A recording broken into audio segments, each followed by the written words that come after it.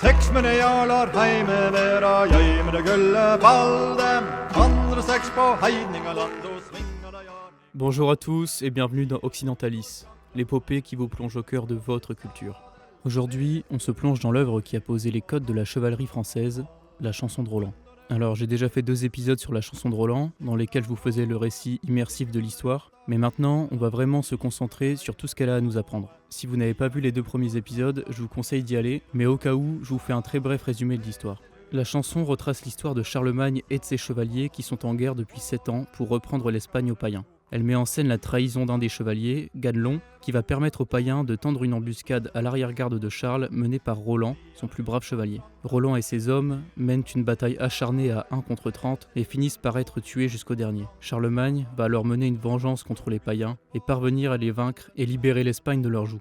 Il retourne alors en France où se tient le procès du traître Ganelon qui sera condamné à la mort par écartèlement. Voilà résumé très grossièrement la chanson de Roland que je vous conseille vraiment de vous procurer et qu'on va analyser en détail ici. Comme je l'avais dit dans la première vidéo sur la chanson de Roland, le texte a semble-t-il été initialement rédigé au XIe siècle par un moine normand nommé Turold et remanié de très nombreuses fois au fil des ans. La chanson de geste a 2 visées, le divertissement et l'édification.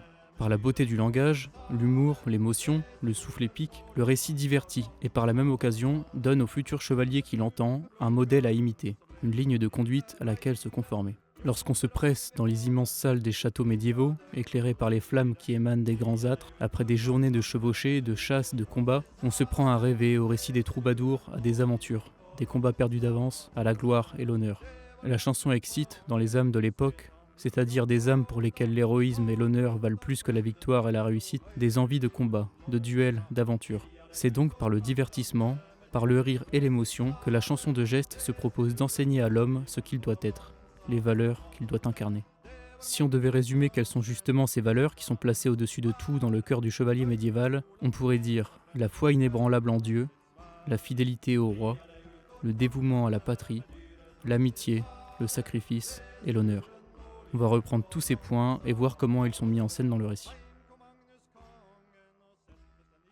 La présence de la religion dans la chanson est totale. Dieu est au centre du récit. Premièrement, c'est pour reprendre l'Espagne aux païens et y restaurer la chrétienté que Charlemagne entreprend cette campagne de 7 années loin de chez lui. En plus de ça, le manuscrit de la chanson de Roland date de l'époque des croisades. Les auteurs ont donc apposé à une histoire qui prend place au IXe siècle des problématiques propres à ce contexte. On y oppose de manière totalement manichéenne la chrétienté, qui représente le bien absolu, à l'islam, qui représente le mal. Même si, pour être plus précis, ce n'est pas l'islam qui représente le mal, car les auteurs n'en ont absolument aucune connaissance, mais plutôt la non-appartenance à la chrétienté. Cette opposition est au cœur de l'histoire. Il n'y a pas de nuance. Soit on est du côté du bien, c'est-à-dire de Dieu, soit on est du côté du mal, c'est-à-dire des païens. Les chevaliers chrétiens ont toutes les vertus, qui se traduisent d'ailleurs par leur aspect physique. Ils sont bons chrétiens, donc vertueux, donc beaux, ayant fière allure, large carrure et de la noblesse dans leurs traits. Dans la chanson de Roland, on a le physique de ces idées. Au contraire, les païens, qui ne croient pas en Dieu, sont pleins de vices, ont des mœurs honteuses et sont par conséquent laids, difformes, abominables. La foi, qui est synonyme de vertu, est le critère ultime et dernier de la valeur d'un homme. Celui qui n'est pas chrétien est a priori disqualifié. On a par exemple des descriptions de personnages païens qui sont vaillants, courageux, grands guerriers, etc., mais à qui manque en dernière instance la foi. Par exemple, à la Lèse 72, il est fait l'éloge d'un païen, mais l'auteur conclut la description en disant « S'il était chrétien, ce serait un vrai baron ». Ou Lèse 228, à propos de Baligan, « Quel preux, mon Dieu, s'il avait été chrétien ». Ou encore, pour finir, Lèse 273, à propos du traître Ganelon, on aurait dit un vrai baron s'il avait été loyal. On voit donc que la noblesse d'un homme est conditionnée par son adhésion au christianisme. C'est notre foi, c'est-à-dire nos valeurs, qui déterminent notre rang. On peut reconnaître de la valeur à un païen, de la bravoure, du courage, mais parce qu'il n'est pas chrétien, il s'exclut lui-même de la noblesse d'âme qu'il pourrait atteindre. Cette opposition de valeurs entre chrétiens et non-chrétiens est permanente. On le voit par exemple au début du récit avec le piège tendu par Marsile à Charlemagne. L'homme de confiance de Marsile, Blancandrin, lui conseille d'envoyer un message à Charles en prétendant qu'il est prêt à se convertir à la foi chrétienne, et pour corroborer ses dires, de lui envoyer des otages. Blancandrin se dit prêt à y envoyer son propre fils, sachant qu'il sera tué lorsque la supercherie sera découverte, et ce, dans l'unique but de conserver ses terres et ses richesses. Les païens sont prêts à utiliser la ruse et le mensonge pour arriver à leur fin. De la même manière, Marsile, dans son message pour Charles, se dit prêt à abjurer sa foi pour se convertir au christianisme. C'est le principe islamique de la taqiyya, c'est-à-dire de la dissimulation. C'est un point majeur qui va distinguer chrétiens et non-chrétiens dans le récit. Les seconds sont prêts à mentir, à utiliser la ruse et la dissimulation pour arriver à leur fin. Peu importe les moyens, tant qu'on obtient la victoire. La mentalité chrétienne est absolument contraire. La manière importe bien plus que la victoire. Mieux vaut une défaite honorable qu'une victoire honteuse. Mieux vaut mourir avec honneur que vaincre avec lâcheté. D'un côté, on est prêt à tout pour arriver à ses fins, de l'autre, on est prêt à se refuser la victoire si elle implique la compromission. C'est là le cœur de ce qu'on appelle la chevalerie, et qui est la plus grande œuvre de la France chrétienne. Charles Péguy a traité de cette question dans son ouvrage « Note conjointe sur Monsieur Descartes et la philosophie cartésienne ». Pour lui, il y a deux manières de faire la guerre. La première est une lutte pour le pouvoir et la domination. Le but est d'obtenir la victoire par tous les moyens. La seconde n'est pas une lutte pour le pouvoir, mais pour l'honneur. C'est la manière chevaleresque de faire la guerre. Elle prend la forme du duel. D'ailleurs, dans la chanson de Roland, la bataille est omniprésente, mais si l'on y prête attention, on se rend compte qu'elle consiste en réalité en une suite de combats singuliers.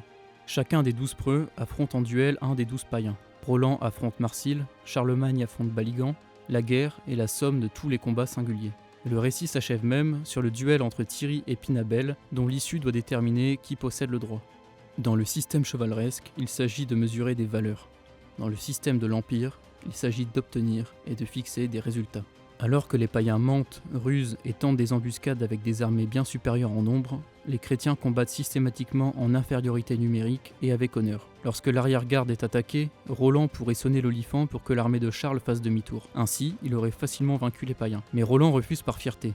Il ne peut pas tolérer d'appeler à l'aide et de risquer de nuire à sa réputation et à celle de sa famille.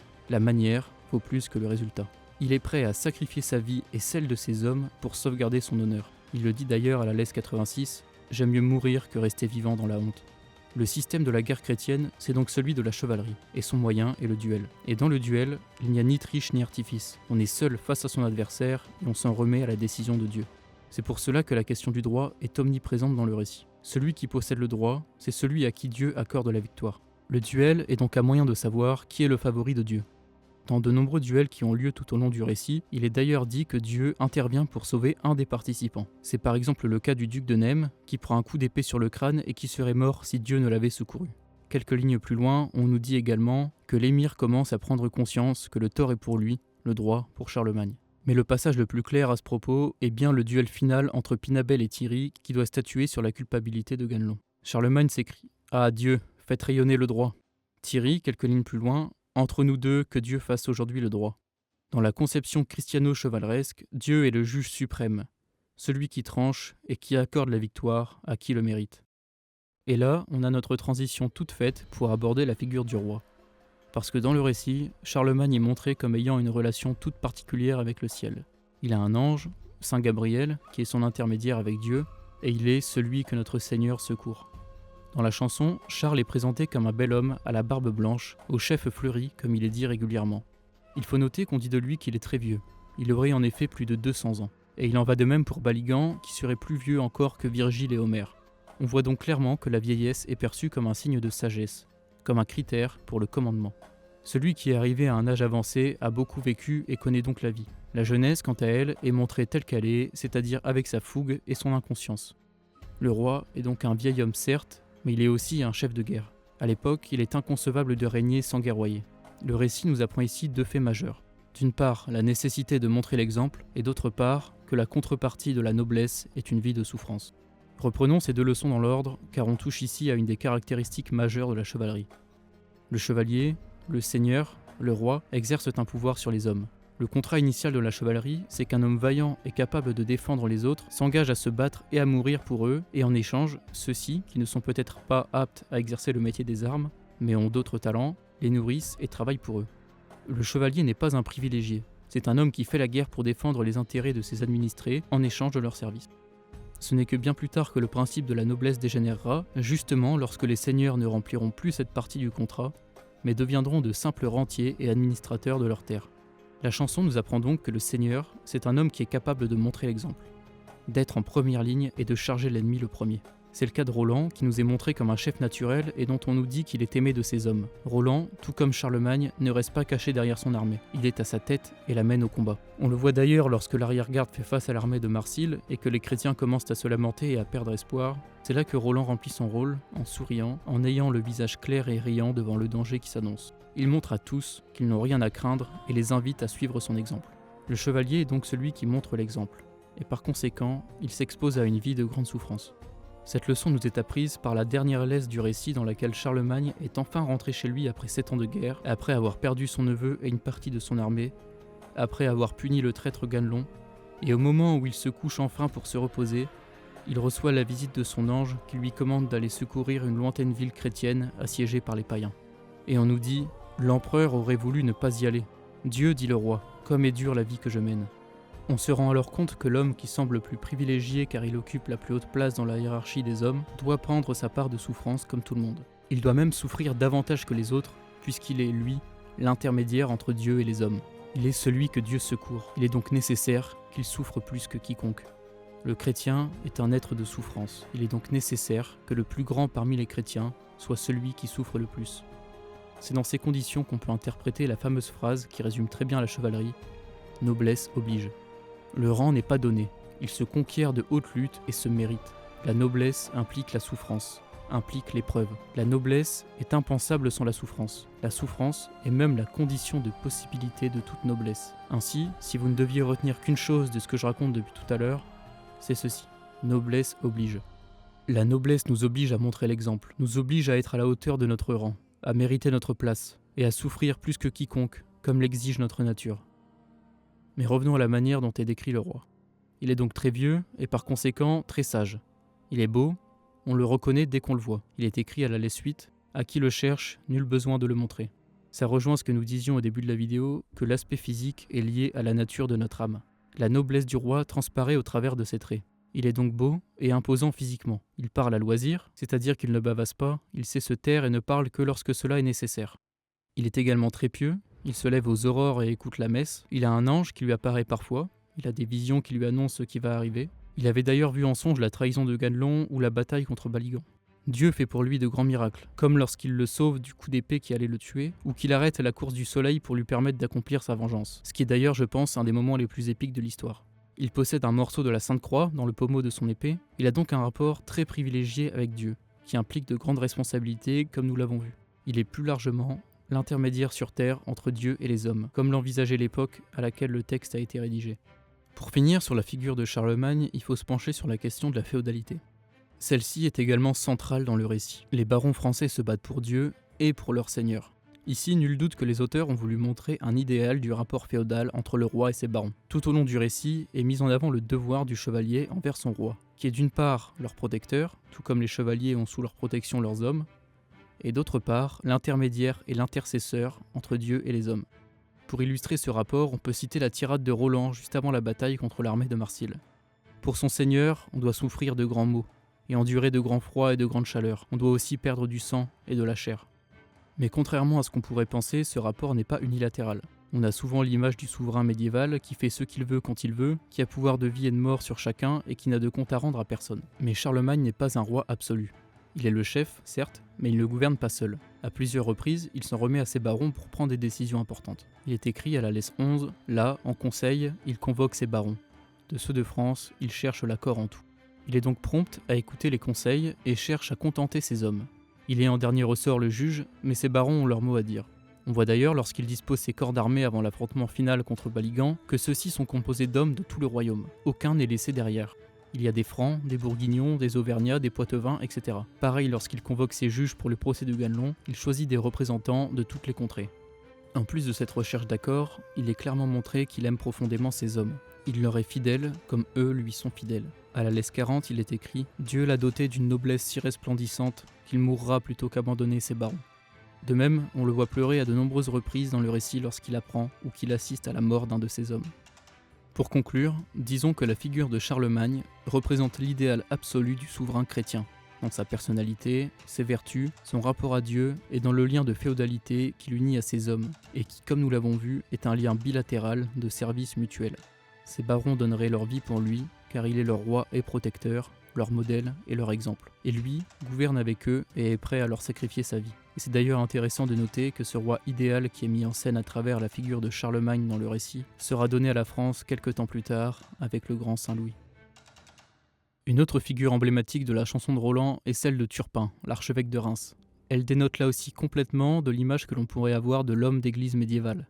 Turpin n'est pas bien à l'abri dans un monastère en France pendant que son roi fait la guerre aux forces du mal à l'autre bout du royaume. Non, il est avec son seigneur et il combat comme tous les hommes. Plus encore, c'est un des personnages les plus vaillants. Et symboliquement, on comprend son importance par le fait que c'est le dernier personnage à mourir avant Roland. Et c'est tous deux qui ont repoussé les païens, comme si la noblesse et le clergé avaient fait face main dans la main. Turpin est donc lui aussi un modèle de bravoure. Il frappe au cœur de la mêlée et donne du courage aux hommes par ses prêches. Il leur promet le salut s'ils se battent avec vaillance. Au passage, on se demande comment qualifier le christianisme de religion des faibles alors qu'il nécessite comme condition pour accéder au salut de s'être battu avec courage et honneur. Bref, la présence de l'archevêque sur le champ de bataille galvanise les hommes. Pour pénitence, il leur ordonne de bien frapper. Il s'exclame même au milieu du chaos quand il voit un des siens vaincre par un beau geste. C'est clairement un des personnages les plus épiques du récit, et en lisant, on ne peut s'empêcher d'essayer d'imaginer quel acteur pourrait l'incarner dans un film. Il y a une scène en particulier qui, en plus d'être épique et très drôle, c'est celle de son affrontement contre Abîme. Comme son nom l'indique, Abîme représente vraiment le mal incarné. La noirceur, la sournoiserie. Et quand il l'aperçoit, Turpin n'a qu'une idée en tête, c'est de le tuer. D'ailleurs, c'est intéressant de noter qu'entre autres choses, ce qui est dit d'Abîme quand il apparaît, c'est que jamais personne ne le vit se divertir ni rire. Cette remarque est essentielle, car une qualité centrale de la chevalerie, c'est sa joie de vivre, son espiègle insouciance, sa grossière et maladroite bonhomie, son violent et destructeur appétit de vivre. La chevalerie, ce sont les chevauchés, les tournois, la chasse, les dames, la guerre, les banquets. Et là-dedans, l'humour et la joie de vivre par-dessus tout. La chevalerie, c'est l'amour de la vie. Et surtout de la beauté de la vie. L'amour, la guerre, la mort, l'amitié et le rire, tout ce qui est au sommet des expériences humaines. Le chevalier, c'est celui qui incarne le mieux ce que Nietzsche entendait par la volonté de puissance. C'est celui qui est le plus vivant de tous les hommes, avec tout ce que cela comporte de violence et de démesure. Bref, la chevalerie, c'est donc le rire des banquets, la camaraderie et l'amitié. Et Abîme, qui incarne tout le contraire du bon chevalier chrétien, est justement présenté comme incapable de rire ou de se divertir. Bon, finalement, Turpin va se frayer un passage dans la foule et aller le pourfendre le plus vite possible. Pour finir sur la figure du moine guerrier, il faut dire que Turpin apparaît vraiment comme un père qui surplombe les hommes par son rapport à Dieu. Lorsque Roland et Olivier commencent à se disputer au milieu de la mêlée, c'est Turpin qui parvient à mettre fin au conflit. Leurs hommes ont besoin d'eux et Turpin le voit bien. Il agit donc comme un père qui va séparer ses enfants. Il est le père et le juge, celui qui tranche et qui règle le conflit.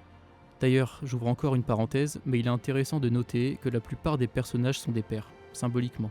Charlemagne est un père, Turpin est un père, le duc de Nêmes est un père, mais Roland, lui, est encore un enfant. Il a les qualités et les défauts de l'enfance. Il est plein de vie, mais il manque de sagesse et de maturité, et son orgueil causera sa perte. Mais bref, revenons à notre sujet. Pour finir sur Turpin, il nous est présenté lui aussi comme l'idéal du moine soldat, pieux et courageux, qui guide les hommes tant spirituellement que sur le champ de bataille. Il est lui aussi l'incarnation de l'idéal chevaleresque.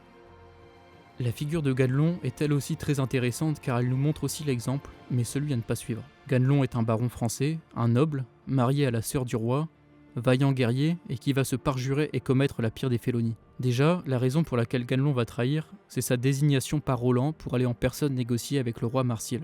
Désignation qui est perçue par Ganelon comme un coup bas de son neveu, alors que celui-ci s'est proposé lui-même pour y aller et qu'il le concevait comme un honneur. C'est une différence majeure. Pour Roland, c'est un honneur de risquer sa vie et de souffrir pour son roi, alors que Ganelon, lui, souhaite rentrer chez lui après 7 ans d'absence. Celui-ci va leur employer une tactique qui a été décrite au début de la vidéo comme celle des païens, qui est d'amadouer le roi. Il tente de le faire changer d'avis en lui rappelant qu'il a un enfant avec sa sœur. C'est un comportement indigne d'un chevalier. Plus encore, l'importance de la symbolique. Il va faire tomber le gant que lui tend le roi, ce qui montre qu'il n'est pas digne de le représenter et qu'il va le trahir. Et enfin, ultime bassesse de sa part, et peut-être la pire, il va jurer son serment de trahison sur les reliques sacrées que contenait son épée. Il est prêt à salir ce qui doit être défendu par-dessus tout. Mais ce qui est bien avec la figure de Ganelon, et avec le Moyen-Âge en général, c'est que le châtiment qui attend les traîtres, les perfides et les criminels est à la hauteur de leur parjure. Les auteurs mettent en scène de façon jouissive la manière dont il va être puni. Il est arrêté par les hommes du roi et confié au maître des cuisines, qu'on peut imaginer comme un gros bonhomme avec des mains énormes, une haleine d'oignon, des cicatrices partout, et par qui il va se faire rudoyer. Il est déchu de sa qualité de noble en étant confié au gueux qui l'humilie et le tabasse. Et c'est ça qui est génial, c'est qu'on dit au jeune chevalier Voilà ce qui va t'arriver si tu trahis, et personne ne veut être à sa place. Et aujourd'hui, où les criminels ne sont plus punis pour leurs crimes, on prend plaisir à voir que la traîtrise et la bassesse se payent. Par la suite, il sera attaché en place publique et tabassé encore avant son jugement. Je précise avant son jugement parce qu'à l'époque, la présomption d'innocence ne donne pas autant de droits que maintenant. Il est exhibé aux yeux de tous afin que chacun puisse voir le sort qui attend le félon et participer à sa punition. Et le jour de son jugement, on voit que malgré tout, il a 30 de ses parents qui sont là pour se porter garant de lui et répondre de ses actes devant le roi. C'est très intéressant. Ça montre que les liens du sang et la fidélité qu'ils impliquent sont plus importants que tout. Il y a même l'un d'entre eux, Pinabel, qui est prêt à engager sa vie dans un duel judiciaire pour sortir son parent de cette panade. Pinabel est d'ailleurs décrit comme éloquent, beau, grand guerrier, respecté, etc. Et c'est frappant de voir que c'est lui, le brave, qui doit se sacrifier pour sauver le traître. L'histoire se termine par la mort de Pinabel lors de son duel judiciaire et la condamnation de Ganelon à l'écartèlement et de toute sa famille à la pendaison. Morale de l'histoire, si tu trahis, tu seras déchu et humilié en place publique, molesté et tabassé, traîné en procès, que tu perdras car Dieu t'a jugé coupable et condamné à mort à être non seulement démembré, mais à savoir que toute ta famille va s'éteindre avec toi par ta faute. Ça montre d'ailleurs l'importance symbolique du sang, puisque la faute de Ganelon va ressurgir sur l'entièreté de sa famille. Pour ce qui est des personnages féminins, l'ouvrage en compte 3. Premièrement, Bramimonde, l'épouse du roi Marsile. Elle permet de montrer la magnanimité de Charlemagne, qui pourrait la faire tuer en même temps que les habitants de Saragosse, elle qui refuse d'abjurer, mais il décide de la ramener en France pour lui laisser le temps de connaître la religion chrétienne. Et le roi avait vu juste, et Bramimonde finit par demander le baptême, après avoir eu la révélation de la vraie foi. Elle montre que tout le monde peut changer, et elle rappelle que la miséricorde est une des vertus essentielles du chevalier chrétien. Deuxièmement, Aude, la sœur d'Olivier et la promise de Roland, qui n'apparaît que dans une seule laisse, mais qui montre ce qu'est l'idéal féminin de l'époque. Lorsque Charlemagne rentre sur ses terres, il doit annoncer à Aude la mort de Roland. Pour tenter d'atténuer sa peine, il lui propose d'épouser son propre fils, ainsi elle récupérera une partie de son royaume en héritage. Mais Aude refuse sa proposition. Elle ne veut pas continuer de vivre alors que Roland n'est plus. Et elle tombe alors morte aux pieds du roi. En une laisse, elle nous apprend que la fidélité est une vertu cardinale, tant chez une femme envers son époux que chez un chevalier envers son roi. En refusant ainsi un mariage royal, l'héritage d'un tiers du royaume et une vie d'opulence et de prospérité, Aude nous donne une grande leçon de fidélité et d'honneur. Et troisièmement, le dernier personnage féminin, c'est la France. Pourquoi ? Le rapport à la patrie s'illustre entièrement par l'expression « France la douce ». Dans l'ensemble du récit, c'est ainsi qu'elle est nommée, tant par les chrétiens que par les païens. Elle est personnifiée en permanence. On l'appelle la douce, on la plaint d'avoir perdu de si bons chevaliers comme une mère qui aurait perdu ses enfants. On veut la préserver à tout prix, lui épargner la peine, comme le montre entre de nombreux exemples cette tirade de Roland lorsqu'il craint qu'un païen s'empare de son épée. Dieu notre Père, épargne cette honte à la France. L'idée qui est véhiculée, c'est que la France, la patrie, est quelque chose de précieux, de fragile qu'il faut préserver à tout prix. Ainsi, c'est dans la chanson de Roland qu'on retrouve peut-être une des premières identifications de la France à une dame, qui perdurera jusqu'à De Gaulle au XXe siècle. La France est une dame, France la douce, France la belle, jusqu'à la Notre-Dame la France de Péguy. Et ce n'est pas un hasard si la figure de la Vierge Marie a eu une aussi grande et persistante importance dans notre pays. La France lui est directement assimilée. Elle est cette grande dame, pure, qu'il s'agit de préserver du mal. Mais elle est aussi assimilable à la Vierge, car en plus d'être Notre-Dame la France, elle est notre mère la France. Dans l'ensemble de la chanson, on fait référence à elle comme la terre des aïeux. Dans cette idée de filiation, on nous montre qu'elle est notre mère, la mère de nos pères, la mère de nos ancêtres. Elle est la matrice de notre sang. Et comme la Vierge, la Mater Dolorosa, elle ne peut tout au long de son histoire que pleurer sur le sort de ses fils, qui tantôt se font la guerre, tantôt l'abandonnent, tantôt la renient. Le rôle du chevalier chrétien envers la France est donc très clair. Lui qui est l'inventeur de l'amour courtois, ce miracle français, et lui qui a pour tâche de protéger la veuve et l'orphelin, son devoir envers la France est à la fois celui d'un noble chevalier envers une dame et celui d'un fils envers sa mère. Il doit être ce rempart entre le mal, ce qu'il y a de plus laid en ce monde, et ce qu'il y a de plus beau, de plus pur, qui doit être préservé à tout prix. Le chevalier est ce rempart. Il doit être ce rempart. Et il est par conséquent, comme tout bon chrétien, un être de souffrance et de douleur, car son rôle est d'absorber le mal du monde, afin qu'il ne puisse pas atteindre la pureté du monde. Rien n'est plus chrétien que ce rôle du chevalier. Rien n'est plus chrétien que d'être le rempart contre le mal, car c'est ainsi que tout comme le Christ, on prend sur soi les péchés des hommes, la noirceur du monde, pour le salut de tous. Voilà le cœur de l'idéal chevaleresque, le cœur de ce qu'est réellement la chevalerie. Et par conséquent, En faisant rempart contre le chaos, le chevalier absorbe obligatoirement une part de ce chaos, une part de cette violence. D'où le fait que les chevaliers ne soient pas des agneaux mais des hommes rudes, violents, parfois franchissant la ligne du bien et du mal. Et d'où la nécessité d'un clergé pour tempérer et diriger cette volonté de puissance du chevalier.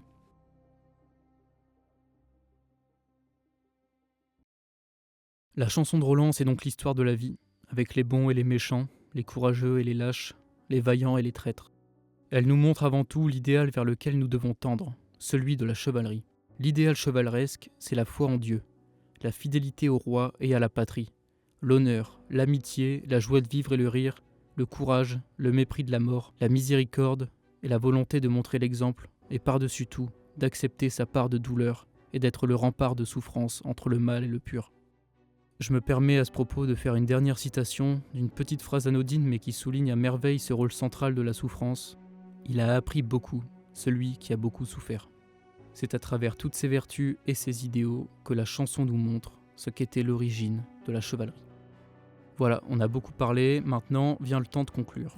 Il y a énormément de thèmes qu'on aurait pu aborder, comme l'importance de la symbolique, l'amitié entre Roland et Olivier qu'on a évoqué sans la traiter en profondeur, la mort de Roland, la différence entre le rapport des chrétiens et des païens à leur dieu, pourquoi le chevalier parfait est un mélange d'Olivier et de Roland, les figures de Pinabel et Thierry qui auraient mérité plus d'approfondissement, etc. Bref, vous l'aurez compris, la chanson de Roland est une œuvre courte mais très dense et riche d'enseignements. Je vous conseille vraiment de vous la procurer et de la lire, vous serez pas déçus. C'est une œuvre épique de bout en bout et franchement, on a l'impression d'être dans un film des années 90 tellement ça peut être cliché et too much parfois, mais en même temps jouissif et épique. Et en plus du côté divertissant, c'est je trouve un devoir de connaître une des œuvres fondatrices de son pays et même de sa culture. Vous y trouverez une image nette de ce qu'étaient les idéaux de l'époque et vous comprendrez ainsi peut-être un peu mieux ce que vous êtes vous-même en voyant d'où venaient vos ancêtres. Et de toute façon, si vous êtes français, cette œuvre ne peut que vous parler et elle réactivera peut-être même en vous des choses qui étaient enfouies profondément et oubliées depuis longtemps. Je vous remercie de m'avoir écouté jusqu'au bout et je vous dis à la prochaine.